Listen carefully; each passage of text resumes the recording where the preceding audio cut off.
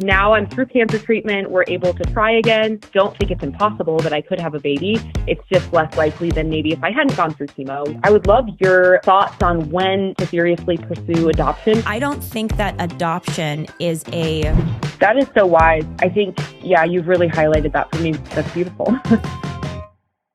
Hi, is this Anna? This is she. Thanks so much for calling. How are you doing?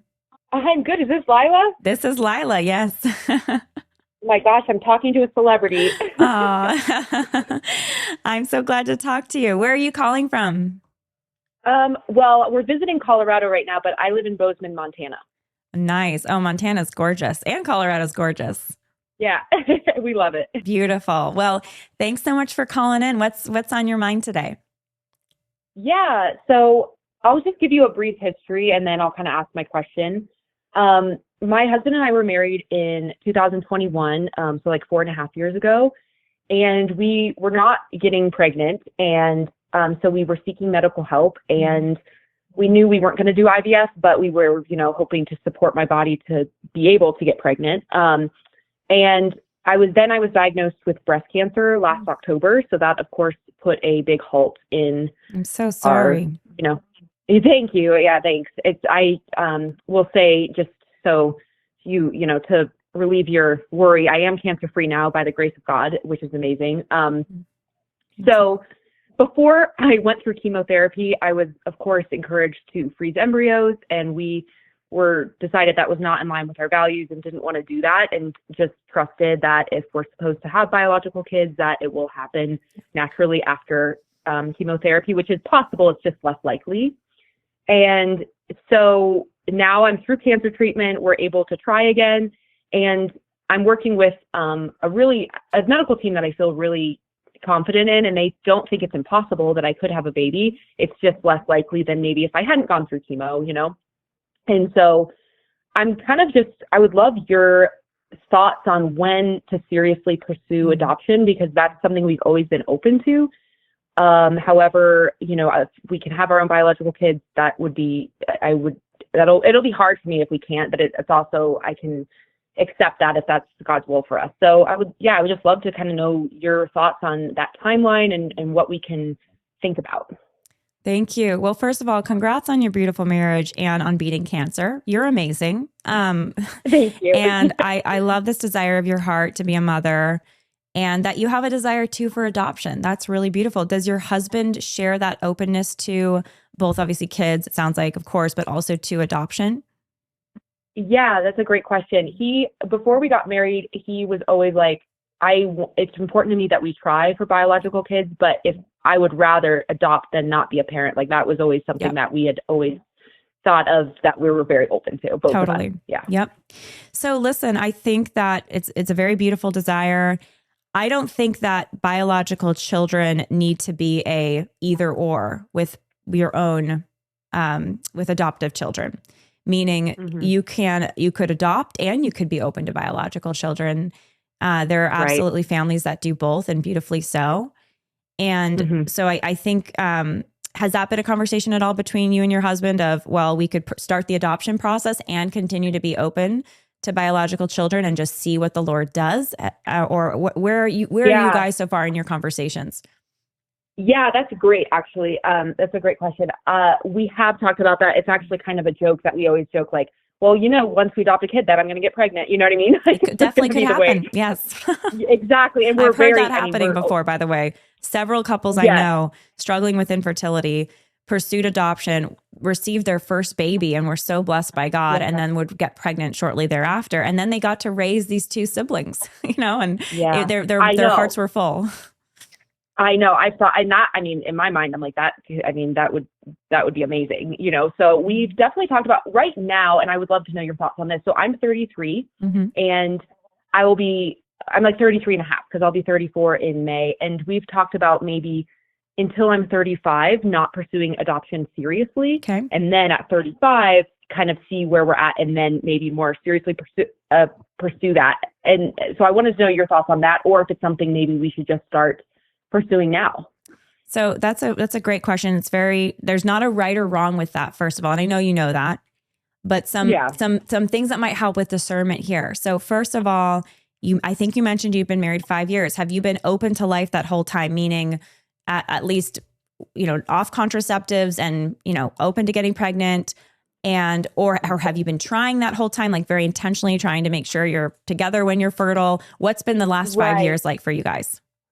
Well, so I was on a medication that I was not able to be open to life, unfortunately. And I worked really hard to get off of it.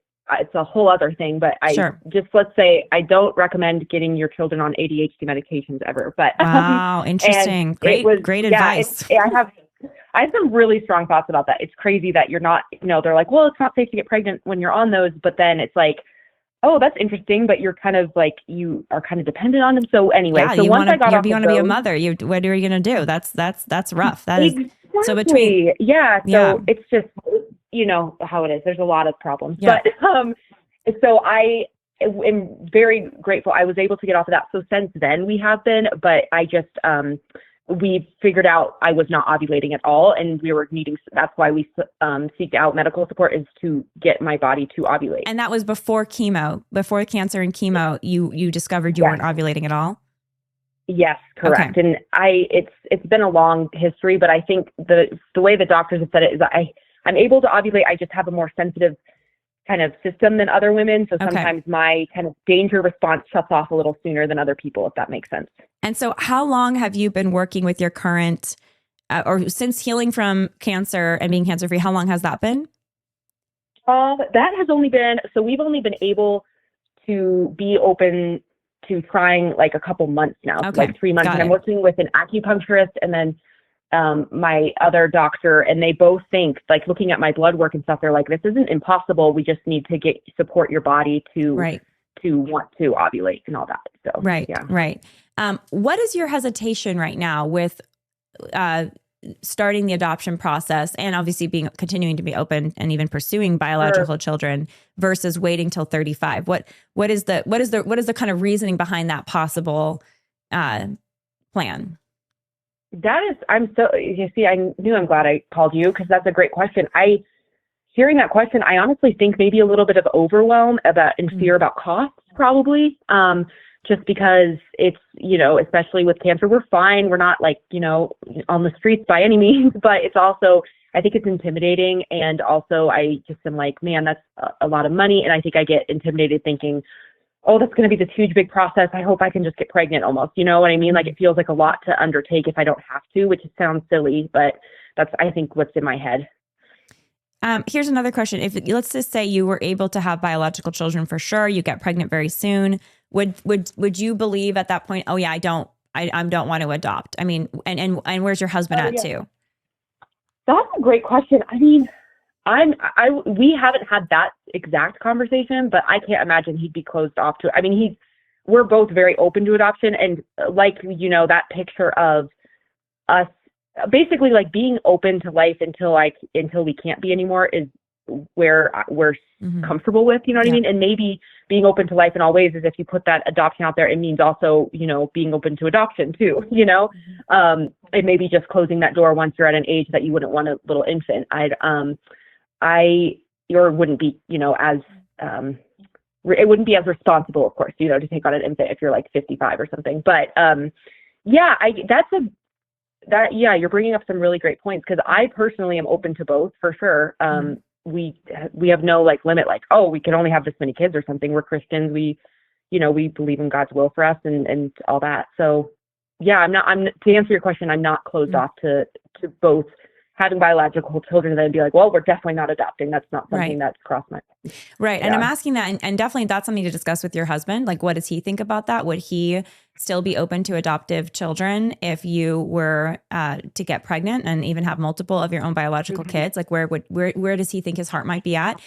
I don't think that adoption is a fill-in for not being able to have biological children. I think adoption, even though it can be used that way in a sense, I think it is a calling, and I think it's a very beautiful one. And I think more people should be open to it. I think many people are, and they aren't able to be placed with children. That's a whole other issue, right? But I think everyone should be open to it and ask that question of themselves. And it's very personal. It doesn't mean that everyone has to. It just means I think we should be all open to it. And so I say that because I would think about this less in terms of, okay, end game, must have child. Biological doesn't work out. Let's go find an adoptive child, right? And think about it more. And think about it more as, yes, we want to have children. We'd love to have children. We both feel open to adoption. We also feel, we're going to, of course, be open to life as a married couple. And you are in your 30s. You've had these health issues, and so those would all be reasons for potentially opening up to adoption sooner than later. But you're not required to. I'm not saying God told me to tell you that, because at the end of the day, this is a very personal discernment question, right? Of course. But when making the plans with your husband, I would just explore that. Like, well, what would it look like? Like, explore all the scenarios, right? You're open to adoption now, as you continue to be open to biological children. What would that look like if you were blessed with both, right? How do you feel about that? How do you feel about the timing of what that would look like? Usually when you're open to adoption, it takes at least a year, if not multiple years, to receive an adoptive child. So it's not like they say, I want to adopt, and they're like, here's a baby. Unfortunately, because of abortion and all these other, tragic things in our system, right? We don't treat children that way. We don't treat them well, right?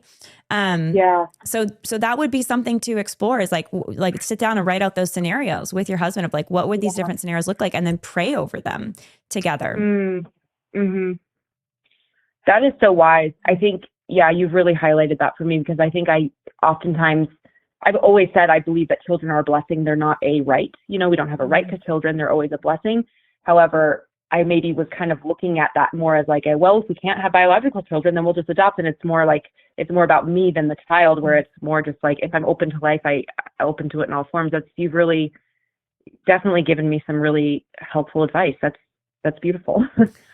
And if there are if you do feel called to adoption, you're open to adoption, I believe the kids that the Lord connects you with and brings to you will be a part of his perfect plan, right? You will be their parents, right? And so that's another piece of this too, is there's the supernatural, and that's where just opening it up to prayer and really just asking the Lord, hey, give us peace about what your plan is here. One other piece, you mentioned the financial struggles, or just financial questions, I should say, stress of just, adoption is expensive today. That is a fact. I do think that's another thing to consider here, because you don't want to be, you want to be mindful of that and where your family household is at and everything else.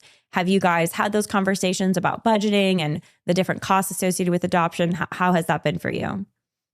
Yeah, we've definitely, I think honestly, we haven't dove in enough to really know what the cost would be, because, I've heard things, but of course I can't know until I really look into it. So we've had that conversation, but it's more been this broad conversation of, oh man, it's really a shame that adoption is so much money, as opposed to, can we do this? Now, that being said, it's something that we could afford. It's more just, okay, what does our budget need to look like so we can prepare for this, so we can also be responsible parents once the baby gets there, Of course. Have you guys considered another path that you may consider, or you may already have considered and be called to, is fostering, and then fostering to adopt? And that's usually less expensive. In fact, you're doing, the government in a sense a favor, because you're helping them with these orphans, the orphan crisis in our country, and the social services system. So is that something you guys have discussed at all, like the potential for fostering? We haven't said we're definitely not, but we have not talked about that specifically. We've talked more just like, where would we, would domestic or abroad, like, all that. We've just kind of talked about that. But I know that it's funny, my husband had mentioned to you about getting an older child, like not just a baby. And in my mind, I was like, oh, but we'd of course just want to adopt a baby. And then I was just like, that's not necessarily true either. I kind of almost had that assumption. So I definitely we would need to talk about it, to answer your question. Yes. I think a lot of the times with discernment, the more information we get, and we can pray over the information we're receiving, discussing it with your husband, maybe having a guide or a counselor in your life that you respect spiritually, and then talking to the experiences of other Christian adoptive families, whether they've fostered to adopt, they've just adopted, they've adopted and had biological children. I think at this point, you're in an information gathering stage.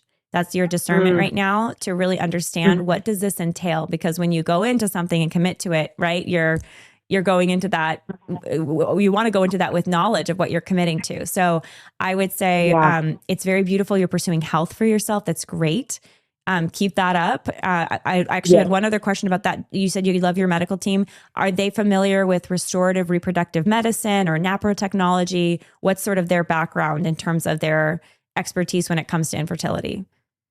Yeah, I'm glad. So I'm working with a naturopath who is much more open to different types as opposed to just like, putting you through the IVF machine. Like, and they all know that I'm not open to that. So,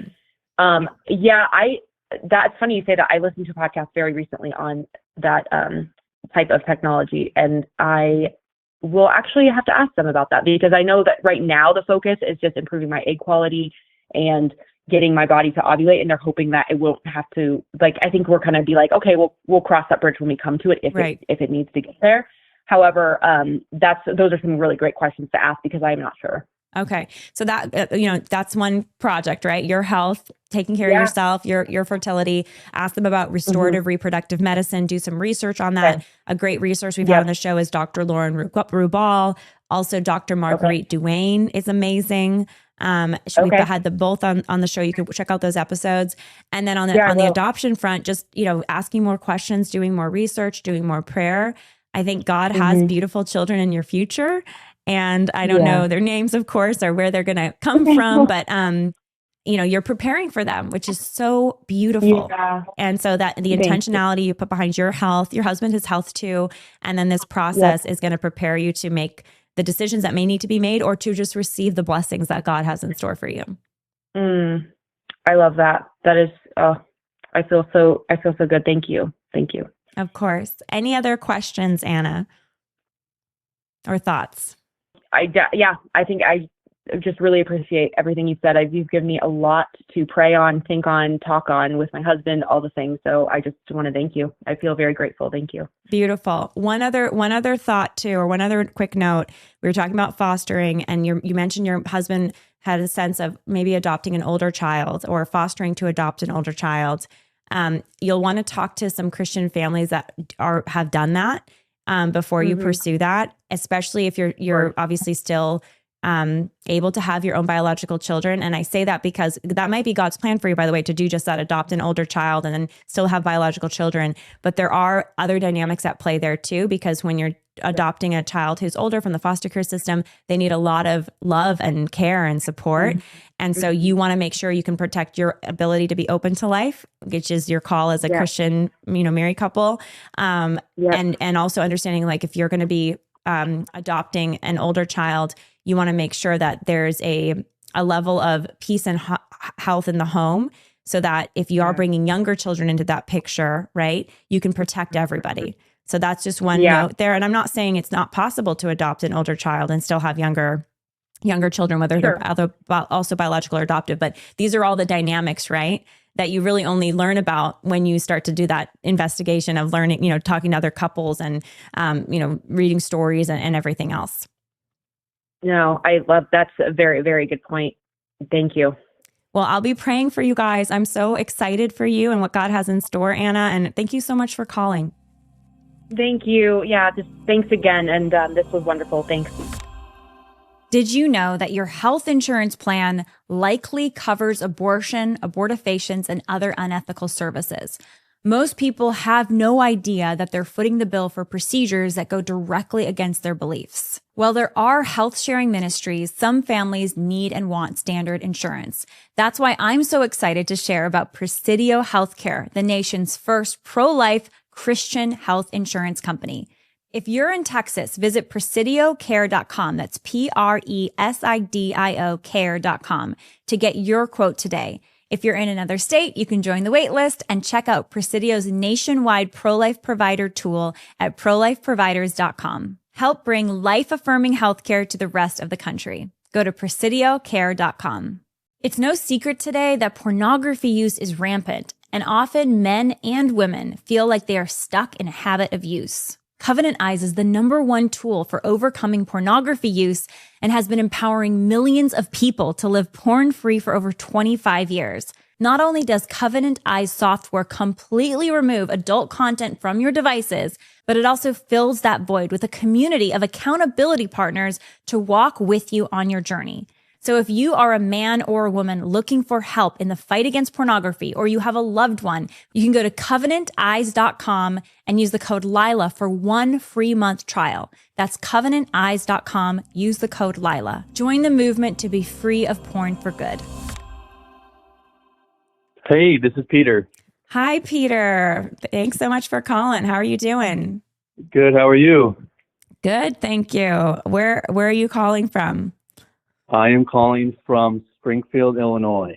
Nice. Thank you so much for calling. So what's on your mind today? Yeah, no, I thank you again for having me on the show. This is really exciting. So I met a girl and really started to like her a lot, and got to the point where I made the decision to date her.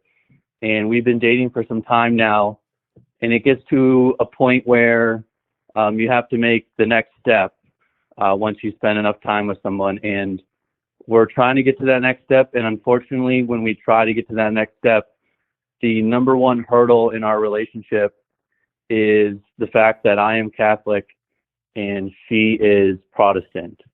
And so there's some, what I would see as minor differences that we can work through. It seems like the hurdle is quite big. And I was just, from your perspective and from your life experience, you seemed like the perfect person to ask these types of questions to. Well, thank you so much for calling. A few questions. So you said you've been dating for some time. How long have you guys been seeing each other for? We're on our second round, so it's been about a year total. A year total. Okay. And there was a break in between. How long was that break? That break was 2 months. Okay. So not too long. And then what are your ages? I'm 35 years old and she is 26. Okay. Got it. And what drew you to her in the first place? So I was going to move. I work for myself, and one of those blessed people to work remote. So I moved to the South Reno to be a fun uncle for my older brother and his 5 kids, and take them to school while I can work and snowboard in the Tahoe area. And when taking the kids to preschool, the principal ended up talking to my sister-in-law, and she had a daughter. So that's how we met, and visiting for Christmas break. So we went snowshoeing. We went on a couple just normal coffee dinner dates. And at the end of the day, I just thought she was really, really, really, really nice. And from my experience in dating, that's usually the first step to me liking somebody. It's just how they treat others. And ultimately, she's really fun. We do the same hobbies. We play tennis together. We like to go to the mountains, snowshoe, snowboard, snow ski. And ultimately, the fact that she had faith really excited me, as I've lived in California for about 10 years and always found it was hard to find a match within the faith perspective. And so the physical attraction was certainly there. And at the end of the day, I just felt the combination of her being really nice, her having really a lot of faith, and just being genuine was really pretty simple guy. I think that's what I look for in a partner. And have you both talked about, what your family would look like together? Have you had those conversations about, we both can see our family looking like this in, say, 5 or 10 years if we were to get married? We have, and that's usually where the foundation starts to fall apart, in that we see each other as compatible, and we have a lot of fun together as individual, one-on-one. But when you add more than the one-on-one and little kids come into play, if I'm open to trusting God and having that play out. And it's more or less, when we talk about it, she gets scared, because if she doesn't believe what I believe, then if our kids end up being one or the other, then the other spouse will start to not necessarily resent each other, but more or less will have doubts of what their kids are learning.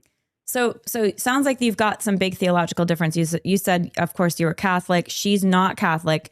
Does she oppose, let's start with this. Does she go to mass with you? She would go to mass with me, yes. And then I would go to her big church over in the Newport Irvine area. Okay.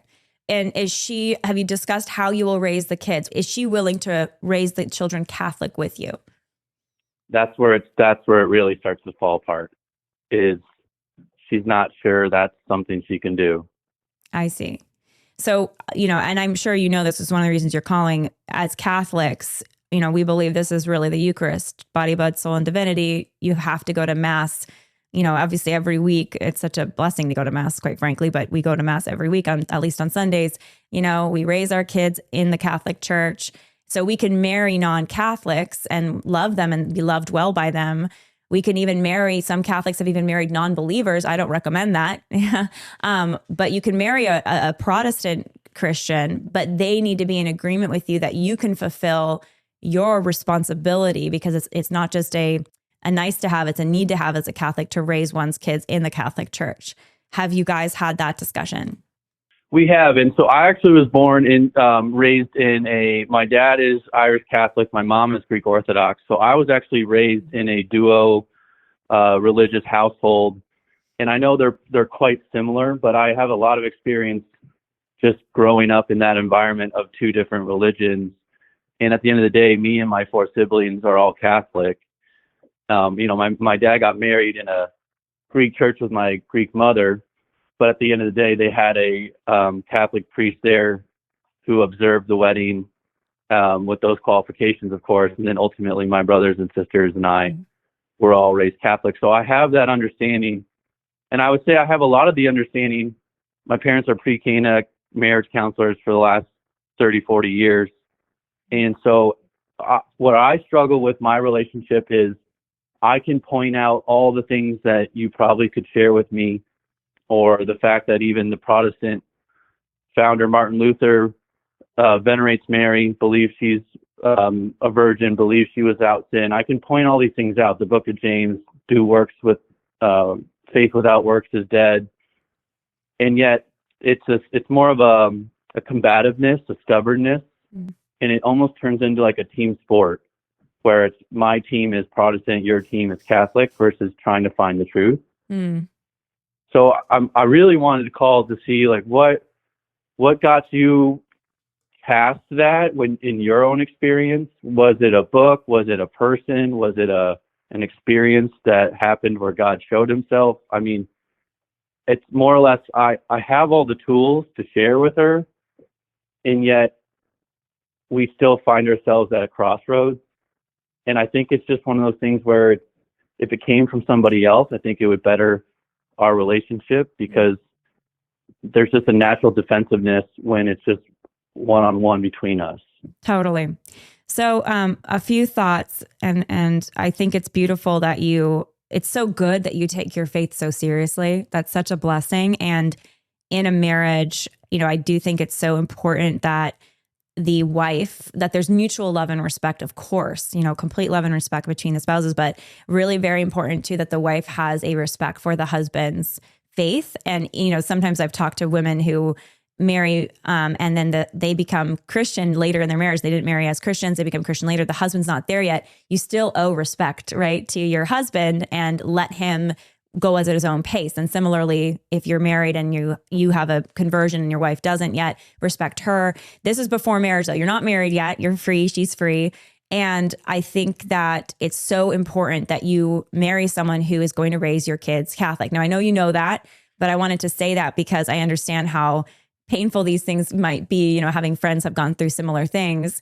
But that is your North Star, is you want that for your kids in the future, that they are going to be raised in a Catholic home. And in terms of just how you navigate this with your girlfriend right now, I do have some resources I'll recommend. I'd love to do that. I do have one more question though before that, in terms of just your dynamic with her, right? Have you guys, it sounds like you said, I think you used the phrase team sport, back and forth about Protestant versus Catholic. Do you all have this dynamic in other areas of your relationship where it feels less collaborative and more combative? Or what would you say the dynamic of your relationship is between you two, separate from the Catholic Protestant differences? Oh, it's swimmingly great. Like we're long road trips, no big deal with that. Camping in a car when the tent doesn't work. Weekly tennis playing, and no one really cares who wins. We just want to have fun, go to the beach. Simple dinners. Board games. No one cares who wins. We just well, maybe that's a little different, board games, but in the sense of having fun, it's easy. It's really easy. She made it clear when we first started dating, she typically gets annoyed even with some of her best friends after a couple of days hanging out with them. She just wants her space, and she's always said she's never felt like that with me. So it's just a tricky little bit of a mind tornado, in the sense that everything seems to go great. And if someone says, when we originally broke up, I asked her why we broke up, and her response was, I don't know. And I said, well, what did you tell your parents? And she said, I told them, I don't know. And then I asked, what did you tell your best friends? And she said, I don't know. And it's because it was really hard to pinpoint anything character-wise, because there just wasn't. And all of our memories were good. And it truly comes down to, and it surprises a lot of my family and friends, where it comes down to the break in our relationship. Really, if you want to narrow it down to one thing, it's this Catholic versus Protestant thing. And I don't know if it's California Christians, because I grew up around a lot of Christians here in Illinois, but it's almost as if it's taught to stay away from us. Right. Well, listen, one other question though. Do you think she's 26, 30, you're 35? That's a little bit of an age gap. Nothing insane. Obviously, you can have a very beautiful marriage with an age gap like that.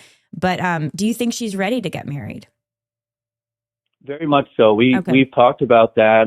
She wants her kids and all that kind of stuff. And, I at first questioned the age gap, but then I remind myself that her mom really wanted to make it happen, and my sister-in-law, so they must have saw something.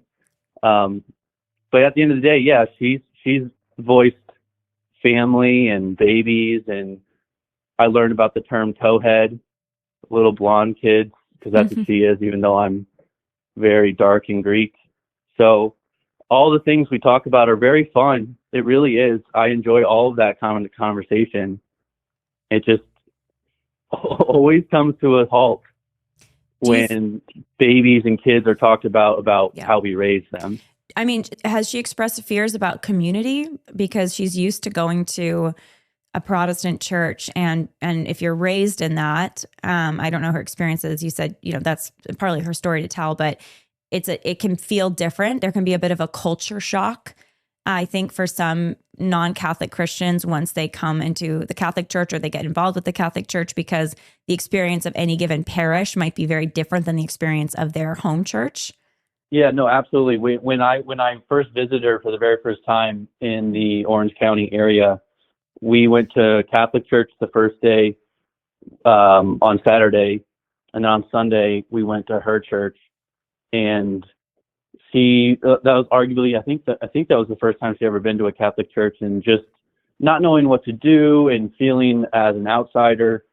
And she's just a shy, kind of fear-based girl in general. She just kind of gets scared about things, and has the wherewithal that maybe everyone's looking at me when I try to explain that people are busy in their lives, or down looking at their phones, or busy with their own head, that they don't have time to pay attention to anybody else.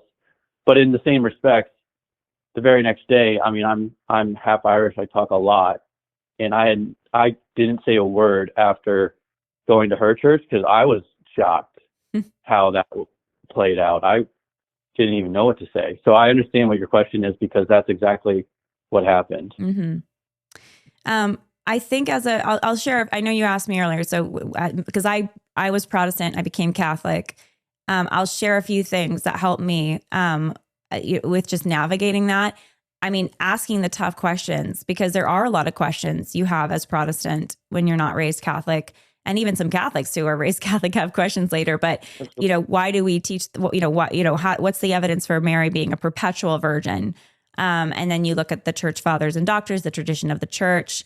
That was really helpful to understand how Christianity has always seen Mother Mary, and then the why behind that. She's set aside to just be the mother of Jesus, and by adoption, all of our spiritual mother. There's that verse about Mary and Jesus's brothers coming, depending on the translation, in the Gospels. And so a lot of Protestants get hung up on that. Well, it's clear Mary had other kids, because in this Bible verse, they're coming to see Jesus. And then you have to learn, okay, depending on translation here, the word can be used to mean cousins or extended family, not your immediate siblings. So I don't know if those are specific hangups for her, but those, just learning more, the apologetics around Mary, her virginity, also her role in Christianity as the mother of not just God, but an adoptive mother for us as Christians, was really helpful. It sounds like you guys have probably had these conversations, though. Oh yeah, it was just one night before, after a dinner and board game. It's just out of nowhere. It's, Jesus had a brother, right? And I'm like, no. So, and then I listen, of course, I don't shut it down. And then we try to review it together and go over it all. And I explain and articulate the fact that could just mean cousin, or brother is a loose term of just fellow friend of sorts. So we do, again, once the theme of this whole thing with my relationship is I can point out these things and explain them, and I'm almost to a point where I really believe as adults it's better to live out being a Catholic for others to observe and to convince themselves to look further than it is for me to be almost like a teacher and trying to convince the student of the correct answers, so to speak.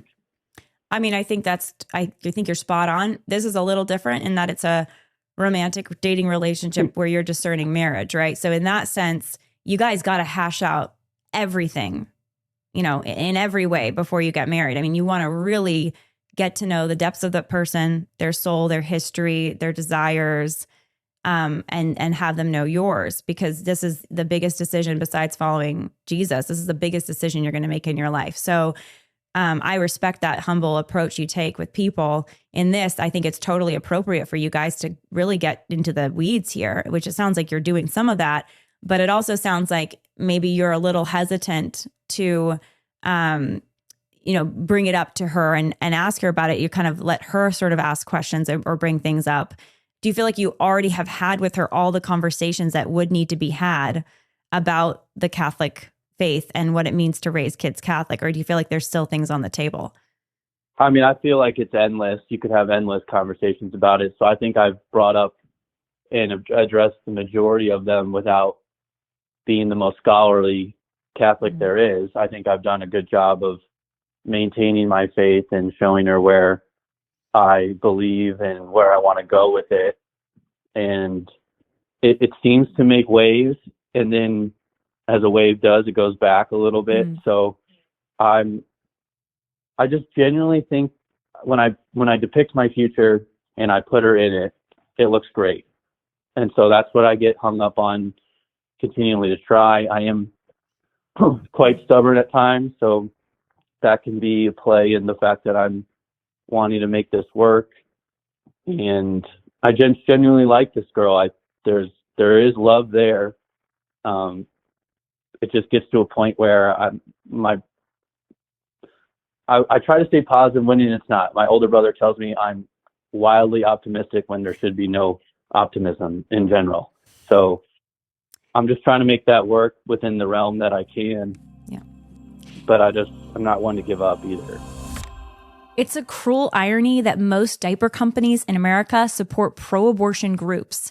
Every Life is America's only pro-life baby product and feminine care product company. Every Life offers best-in-class diapers, wipes, and other baby products, as well as their brand new women's line with pads and tampons made with 100% GOTS certified organic cotton and breathable, seamless period underwear. These are the products that I use for myself at home as well as for my babies. Head over to everylife.com/Lila today and use my code Lila for 10% off your first order.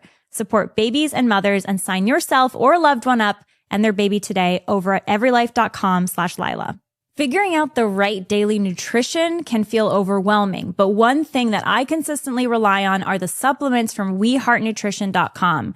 I'm a huge fan of We Heart Nutrition. It is a pro-life, family-owned business that donates 10% of every purchase to pro-life causes.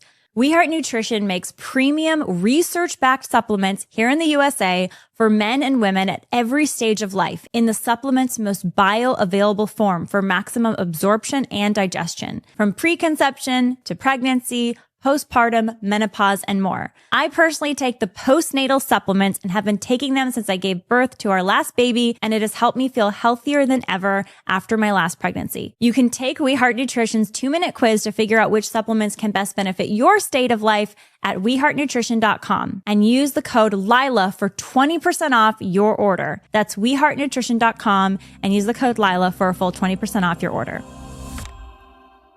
You sound like a really great guy, Peter. And your faith is very deep, it sounds like, which is beautiful.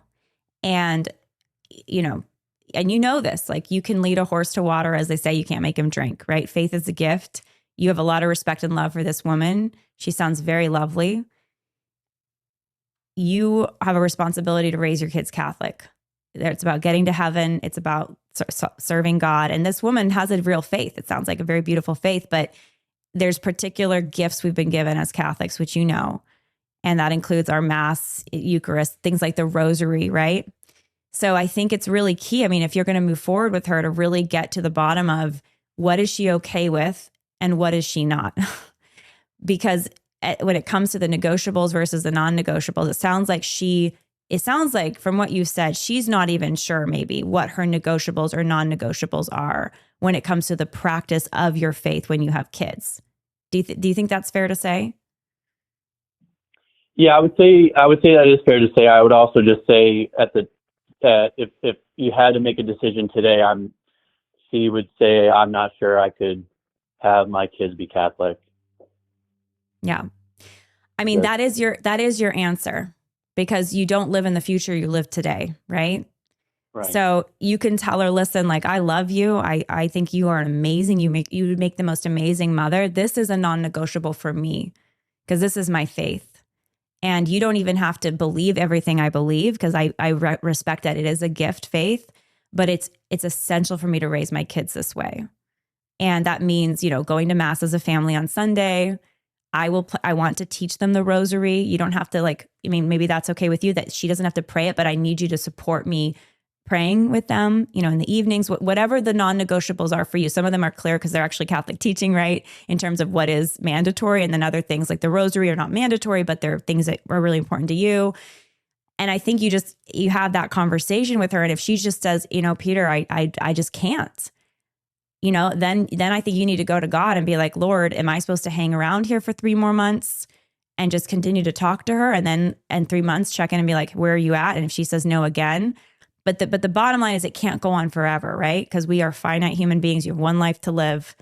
And it sounds like you really feel called to marry. Oh yeah. I want to be dad. I want to do the nighttime routine. I want to do all of it, really. So. And it sounds like you're ready to get married, job wise. Sounds like emotionally, it sounds like you're ready to make that commitment. Yeah, I mean, I've always joked recently been joking that I don't want to be an old dad, but I think that's already going to come, and that's going to be my life. So I'm ready to do it at any point. Yeah. So what do you think, Peter? Is your sense that you want to kind of continue to have these conversations with her in a certain period of time? Where are you at in your heart? Well, we recently just started talking again. The 2 months was October and November. So this is just coming back to the fold, and so this is quite incredible timing, actually. So I'm in the early stages of trying again because I was the one that reached back out. The 2 months off, I just had this. We went 1 month for sure where we weren't going to say anything. We just agreed that we weren't going to contact each other. No contact for October, and then I was praying every night about it. And ironically, November 1st came around and I had this overwhelming conviction that I needed to see her again. And so I made that happen. And it was met with, well, I'm not sure either. I think we should just be friends, which I responded, I'm not in the market to be friends. So I put boundaries on it, which I'm usually not very good at this. And so, days went by before she reached back out and said, well, I don't want to be friends. Let's try again. So it's mutual on trying again. And it's been a little more potent about these conversations. I would say second time around, we've been quicker to the point versus the first time around. We just wanted to see if we enjoyed each other. So I would like to try to see. I would like to try to figure it out, of course. But as I've been told, whether it's in business or in your personal life, having a deadline on things helps move things along versus the infinity approach where you could just do this for forever. Yes, very, very well said. Very well said. And I think it sounds like you had this overwhelming conviction to reach back out to her. I mean, you're still in love with her, it sounds like, which is understandable. You dated for, it sounds like, a year. You guys have great chemistry. You love each other. That's very beautiful. It's very normal. But you have these differences that if they're not reconciled, right, when it comes to how you're going to raise your kids, you can't move forward. And you need to separate and you need to go your separate ways. And I guarantee you, Peter, God has a plan for both of you. And it's going to be even better than you can imagine or what you were imagining together. So just keep that as your hope, because I know you're very drawn to this woman. And I'm not saying she's not the one, because you guys are going to do one more round of really kicking the tires here of understanding, can we align? And you have non-negotiables, Peter, in terms of how to raise your kids. And you're not doing it in some mean or harsh way, like I'm non-negotiables. You're just gonna be like, hey, this is who I am. This is my faith. I love you. I respect you and your faith, but this is what I need to do as a father, as a Catholic father. And if she can be in support of that and collaborative with that, wonderful. That's a green light for you, right? But if she's like, I don't have peace, I can't do this, then that is your answer. And so, I would say have those conversations with her. Be willing to share what you can as best you can about the faith. I mean, another book I love is Rome Sweet Home. I don't know if you've read that one by Scott Hahn, his journey of becoming Protestant to Catholic, but maybe you could read that together and ask her what she thinks of it. If she's willing, give it a shot. Like, it sounds like you've already given it a bit of a shot, but now you're going to be more even intentional and sort of not confrontational. You're not trying to confront her, but you're trying to really get to the bottom of these differences, right? So, ask her, would you be willing to read this book with me? Make sure she really understands, say, these are my non-negotiables. I love you. I'd love to marry you, but these are my non-negotiables. And it's not coming from me, Peter. It's coming from my faith, from God. And then give it, I think the timeline is good. And I can't tell you right now what that timeline is. I think it should be less than a year. And probably less than 6 months. But I think it's worth a shake. You felt compelled to go back to her. It's worth a shake to, love her, respect her, tell her your non-negotiables, have as many conversations as you can. But you need to be willing to walk away, because at the end of the day, you serve God and he has a calling on your life. And you're going to learn lessons through this relationship. She's learning lessons, but God ultimately has a plan. And I believe you're called to marriage, and there's something really beautiful that he has in your future for you.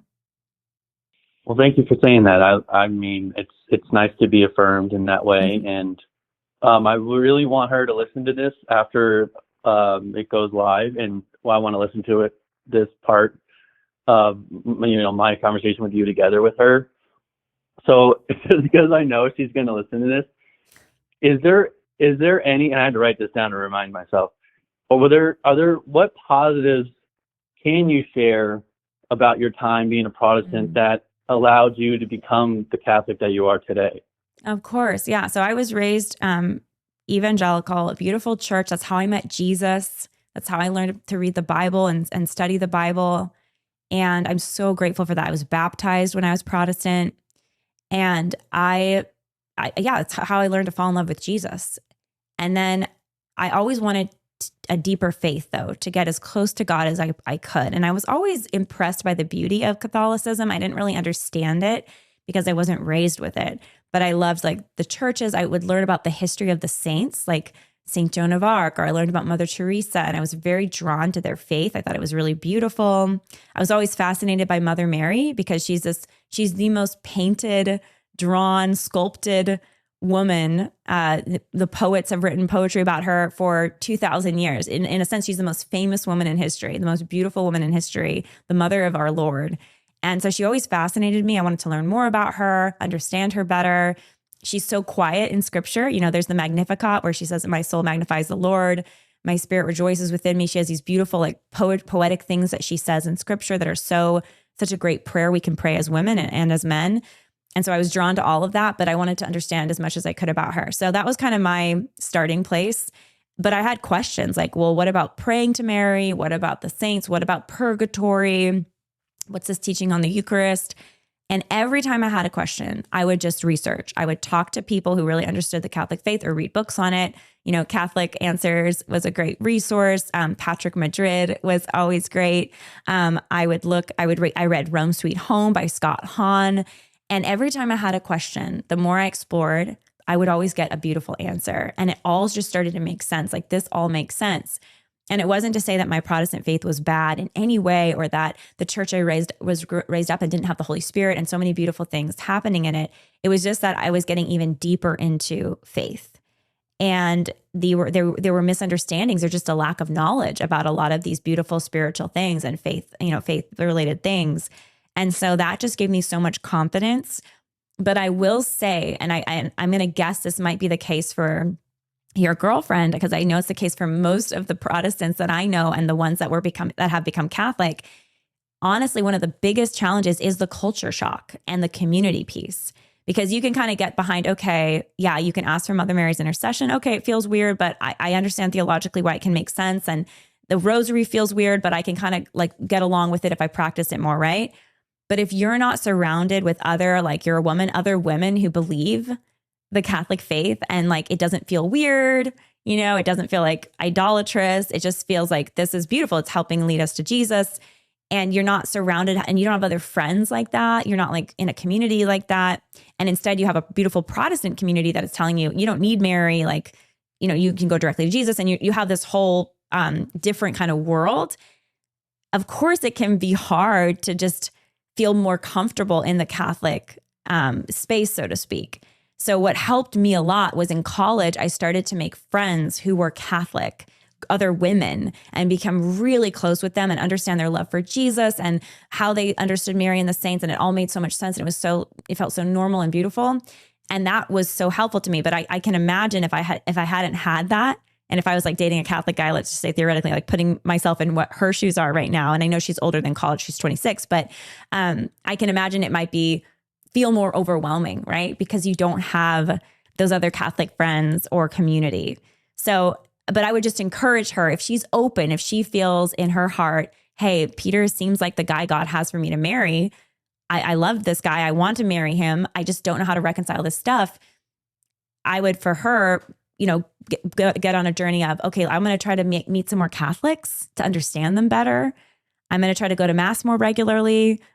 I still go to my Protestant church if I feel called to do that too, but I'm going to just really give this a fairer shake, a deeper shake, because I feel really drawn to Peter, and I know these elements are non-negotiables for him.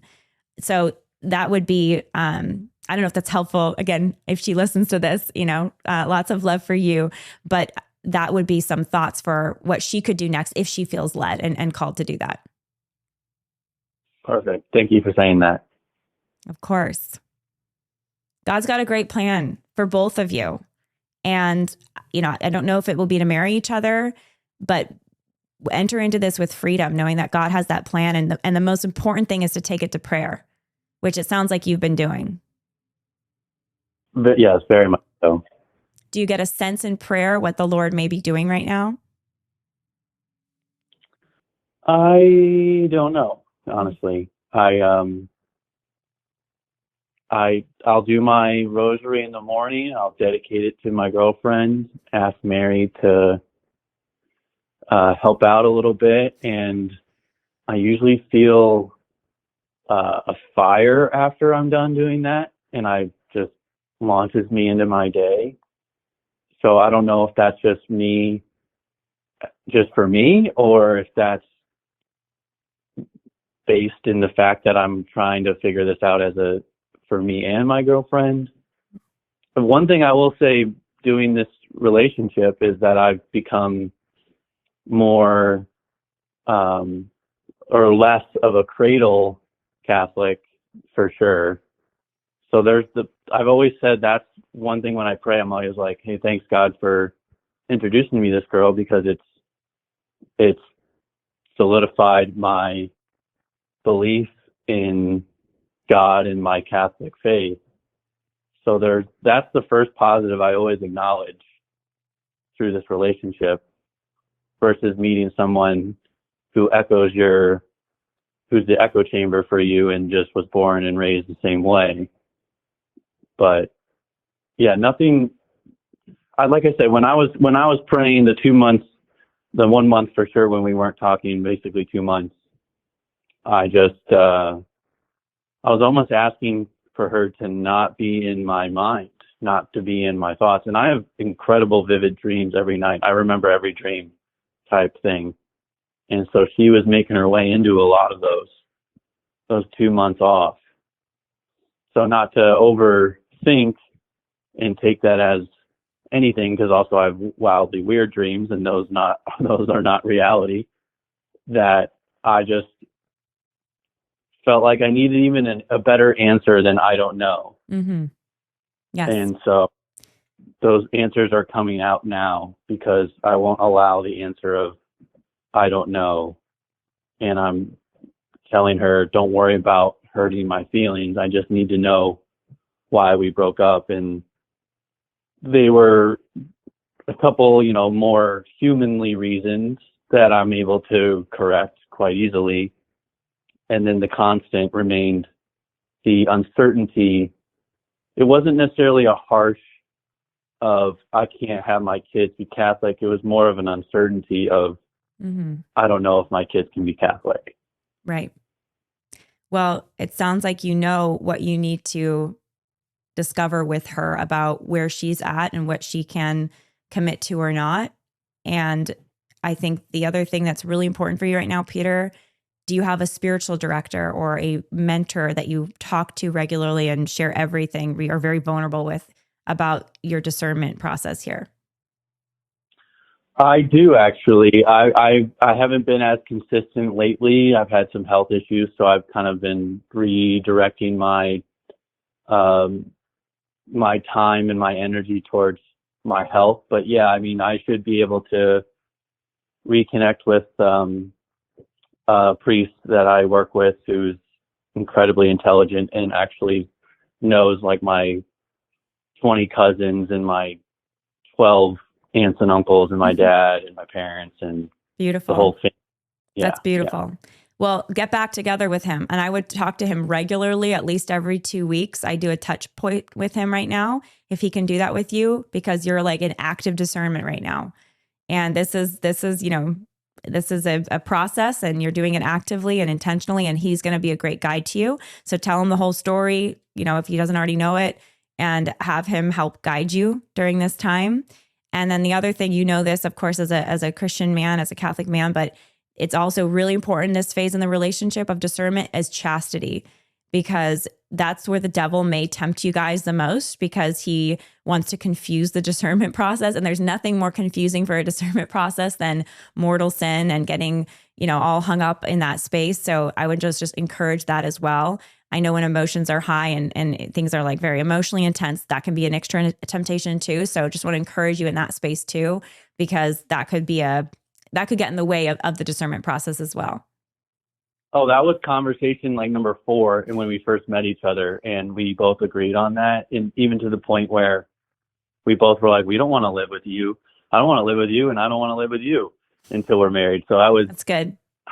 I was pretty surprised and happy to hear that, just because I've always I've voiced that early in other dating relationships or opportunities, and it was typically met with, well, that's weird.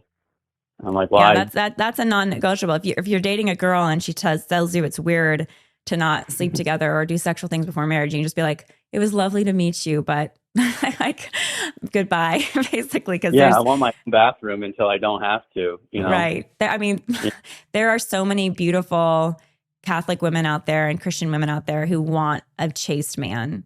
And I know when you're in the dating scene, you might be in a space where there's like a lot of non-faith-based women who are like, not interested in chastity, but to encourage you, there's so many people out there like you. It's just a matter of getting connected. And that's, of course, the challenging thing with dating today, but they are out there to encourage you. And I know you know that.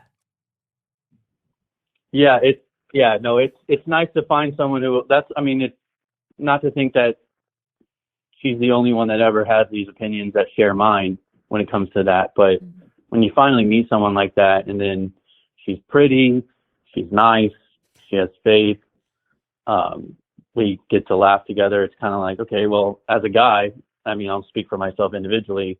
I don't have a long list of things to check off to say, all right, I want to do this. It's quite a short list. It's a good list, but it's short. Yeah, the most important things, which is beautiful. Well, listen, Peter, is there anything else that you want to ask me or any other thoughts that you have? I think you have a very clear next steps, and I'll be praying for you guys as you enter this kind of final discernment chapter. No, thank you very much for the prayers. I welcome them all, and I hope we can listen to this together, me and her, and read Scott Hahn's book and talk about Mary and why we pray to the saints and they're not actually dead and all those things. I think it'd be nice. Wonderful. Well, thank you so much for calling, Peter. Yeah, thank you, Lila. Thank you again. God bless you, brother. You too. Thank you. Thanks so much. Bye-bye. Bye-bye. Hi, Gabby. How are you doing? I woke up pretty sick. I think I might have COVID, but other than that, I'm doing good. Oh, goodness. Lungs, so we've got some sick. Wanting to throw up. It was disgusting. It was awful. No. I'm so sorry. Do you feel well enough to talk right now? Yeah, I do. Okay. All right. I took a nap, so I'm good. Okay. Well, things are definitely going around in my household. A few of us are sick too. And I think I might even have a scratch. If I sound scratchy, that's my throat sounds scratchy. That's why. So I'm so glad you've called. What's on your mind today? Really quick, this is a side note, but so I'm a baby Christian, and I'll tell you a little bit of my backstory. But I first heard your podcast when you were on the Whatever podcast, and what you said was absolutely amazing. So I almost had an abortion, and I was super pro-feminist, pro-everything, everything that I thought I was. And then when I listened to Whatever podcast, I started listening to you, and it was absolutely insane. I was already a baby believer at that point, but you have such an eloquence to you, and you have such a strong wavering faith that truly helped me, in a lot of my baby Christian days. And I do appreciate that. So I just wanted to let you know that. That means the world to me. Thank you. That is so beautiful. I'm so grateful for your faith. What a blessing. And what an amazing story you have that you went from that perspective and worldview and feminism and everything else to now you're in love with God. So thank you for sharing that. That truly made my day. And something that's so crazy is, and I'm sorry if I'm rambling, but this is truly something that now I'm passionate about because of all the things I'm listening to, but the abortion industry really does lie to you. Yes. And when I almost had an abortion almost 10 years ago, when I first went in when I was 21, I was told a bunch of lies and I was told a bunch of things. It was just cells, it'll be okay. It's just a simple pill.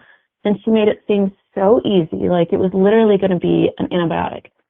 And oh my gosh, and it still like makes me tear up to think about that I could ever have done this. But then I started seeing like videos of what an actual abortion was. And it's insane. It's nothing what they tell you. And it's just insane. So yeah, so I'm really thankful that you are doing what you're doing with Live Action, because now I'm able to help with my local Planned Parenthood. And I do appreciate that too, because it's just amazing. It's crazy what other people, like what God can do with other people. Wow. And help at your local pregnancy center? Yeah, I did like a 40-day, it's the 40-day prayer thing for them. Beautiful. I'm not comfortable quite enough to go to the clinics, but I'm getting there. Beautiful. How old is you said you almost had an abortion, but you didn't. How old is your child now? I have an 11-year-old, and I actually have a 13-year-old, but he's not in my custody yet. So. And what are boys, girls? I have 2 boys. Beautiful. Congratulations. You are such an amazing and strong mama to fight for them. Thank you. It's so beautiful. Yeah. So 11 and 12 or 13, you said. One, you are full custody, you're raising. Are the dads in the picture for these kiddos? Unfortunately not, no. So the older one is with his dad. He is an amazing dad. So I give 100% props to him. I was in addiction, and I was also in sex work. So I had a lot of things I needed to heal. I was not a very good mom for a little bit, but by the grace of God, like obviously I am now. But my youngest one, he is with me full time. He is, and his dad isn't in the picture, unfortunately. But yeah, it kind of is what it is about that. It really sucks because men are really important now that time has gone by. But my boys are really good boys, so I am thankful for that. And I want to just also congratulate and celebrate what you've come through. Addiction, you mentioned sex work, these things, and now to be a woman of faith, seeking to live a life of faith, raising your kids with love and intention as you are. I mean, I just wanted to commend that. That takes a tremendous amount of courage and humility to do that. It does, yeah. But I really couldn't have done it without God. And I know I'm talking so much, but so when I found God like absolutely lost. Like I really wanted to end it with myself, and I felt like I had lost my kids forever. And I was praying. I didn't know who I was praying to. I was Buddhist at the time. And eventually I started praying, and then the next couple of days, like I ended up getting a second chance. I was able to go to an Oxford house, which is like a sober living house. And I was able to get my kids back. And ever since then, I knew that the presence of God was real and that it was Jesus. Like it was an immediate thing. It was like I didn't have to think about it. Like I knew it was Jesus, even though I didn't know who Jesus was. It was absolutely insane. So I truly put 100% into God. Praise God. Praise God. What was your growing up like? Were you raised with any faith? What was your childhood like?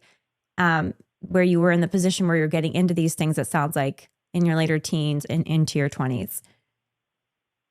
Yeah, so I was actually not raised bad. My parents were married.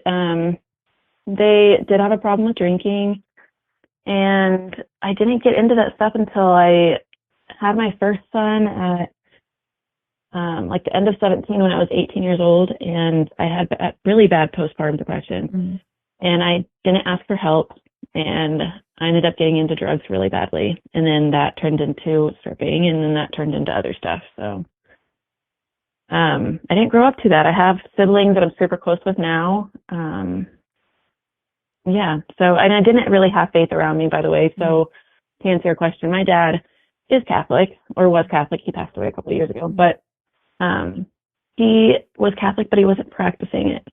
And like when I was super young, I remember like seeing him pray and stuff, but I really didn't ask too much about it, and I didn't ask the right questions because I was really young. But yeah, so I didn't really grow up with very strong faith at all. Like I really didn't know who Jesus was or anything like that. And Jesus really met you. He loves you so much. He met you, and now you're his. And how long have you been sober and walking this new life? I've been sober since 2021. Amazing. And then that's amazing. Yes. And then I've been walking. Thank you so much, Lila. And I've been walking this life for 2 years, so not that long. I'm still really new at all this, but it's a lifelong project, amazing. right? Yes, it is. And really it's like, I used to make fun of people for like being so like into God, you know? And then now I'm like on the floors worshiping God and crying because like he has changed my life, and like he can change anybody's life. If he can change my life, anybody. It's insane. It's so beautiful. It's amazing. So do you have any specific questions, or are you more just wanting to kind of just talk about this new journey that you're on, which is so beautiful? I actually did have questions, but if you wanted to ask questions about this new journey, that's fine. Ask me the questions. I'm sure I'll be asking you more, but what was on your mind in terms of questions? Okay, so I am dating somebody, and I want to know, I had like 6 questions, so if I'm talking too much, please just tell me. But so I want to know, how do you start blending families? Like, how do you start, like, he is a believer, so we used to date a long time ago. He wasn't a believer, now he's a believer, and I just don't know how to blend that in at all. And is he has kids? When you say blend families, does your boyfriend have children? No, he doesn't. Okay. Blending just like with him. Got it. Okay. And he is a man of faith, it sounds like. How long have you guys been seeing each other for? Not that long, maybe just 6 months. 6 months. Okay. Has he met your sons, either of them or both of them? One of them, yes. Okay. And my son loves him a lot. That's very, very beautiful. So are you discussing marriage with him? How serious are you all in the relationship? We do talk about marriage, but I just didn't know if that was too soon. You know, I've never really seen a healthy relationship. I mean, my parents are both married, were married, but I don't know. I still don't know. If that makes sense. Do you have family that you trust and you know, or friends maybe from church that you trust and you know that have gotten to know this boyfriend? No, not really. I mean, kind of, yeah. Like we have like recovery-based friends, that I've talked to and stuff. Like we do talk about marriage, and he is a really good guy, and he does tell me what he wants, and I've told him what I want. I just didn't know if like, I guess, like I just didn't know how to start blending that in, like talking about marriage more with a kid, you know? Well, I think you don't want to get you have a son, right? And you have 2 sons, and you don't want their relationship to your boyfriend to in any way get ahead of yours. And in fact, you want to stagger it significantly, in my opinion, because you're dating, you know, you're a single mother, you're figuring out what the Lord may have for you, and you really want to protect your kids, as I know you desire that. And so when you're dating someone, how you introduce them to your sons, how you include them with your sons really has to be with an eye towards protecting your kids, because you're not married yet, right? This guy could peace out. You could break up. It might not work out. You know, he might not even be a good guy. And I'm not saying this about your boyfriend, but, you know, just theoretically, when you're dating, you're kind of vetting people to a sense, and they're kind of vetting you in their own way.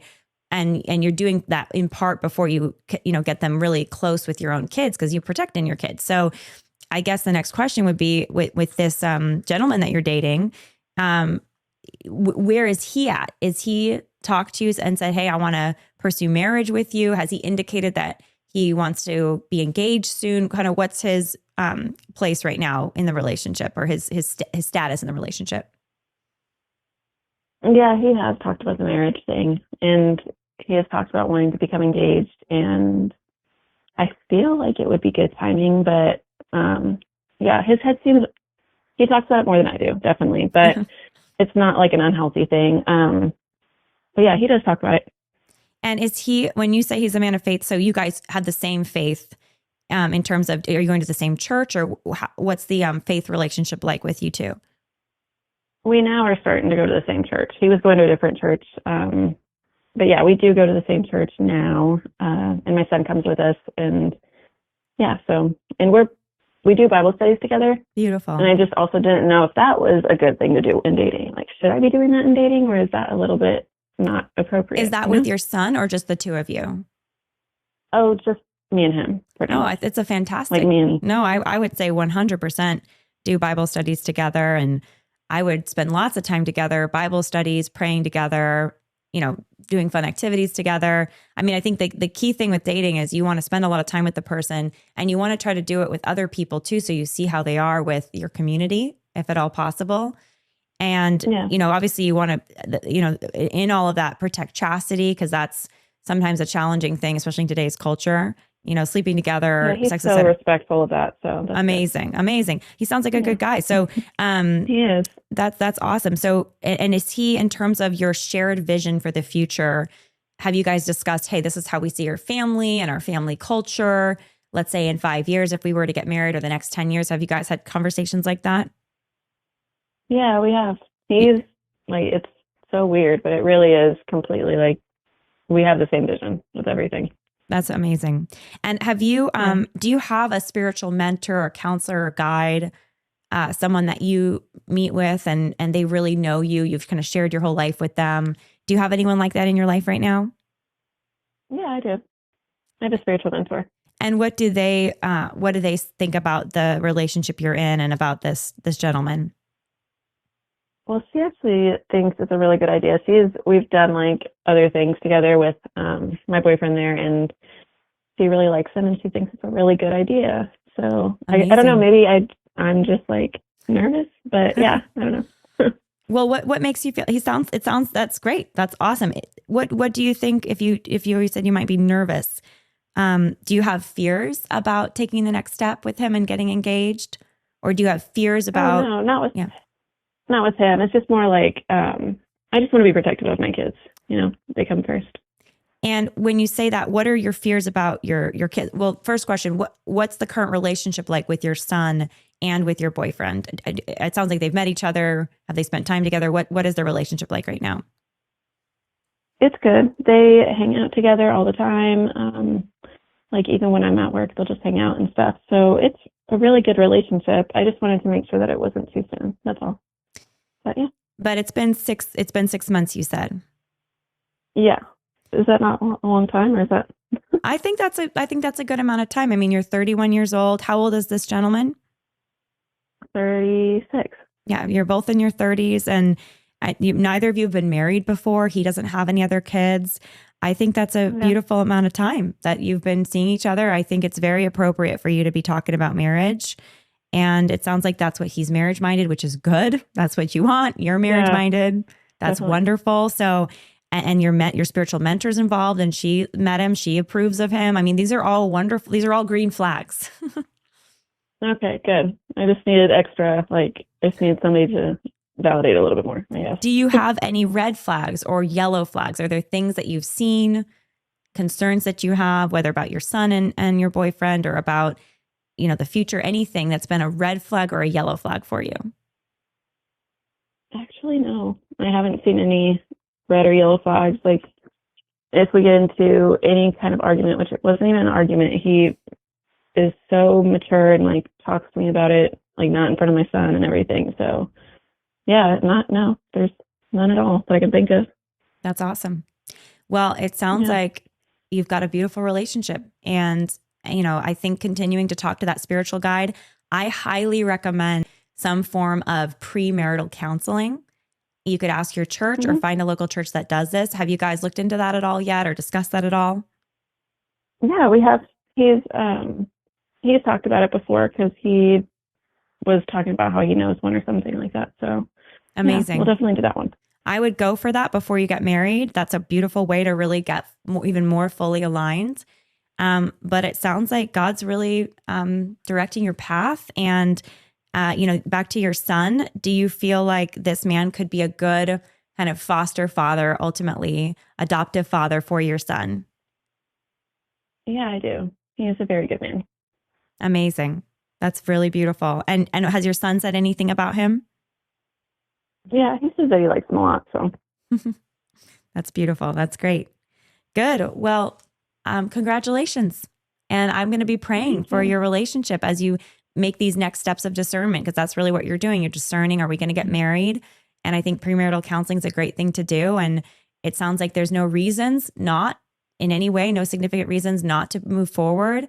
And I think God has a beautiful plan. Thank you so much for calling. I'm going to be praying for you. I'm so proud of you. Seriously, you're amazing. Thank you so much. So feel better. Thank you. You are too. You're amazing, and hang in there. And I'll be praying for your relationship too. Thank you so much, Lila. Thank you for calling. God bless you, sister. Thank you so much for joining us for this new episode of The Lila Rose Show. Make sure that you hit that subscribe button if you haven't already. Also, leave this video a like and a comment. I read all the comments. Also, go check out our Patreon. This is where you get access to behind the scenes footage as well as ad-free episodes. That's patreon.com/Lila Rose Show. A huge thank you to our partner, EWTN, the largest religious broadcaster in the entire world.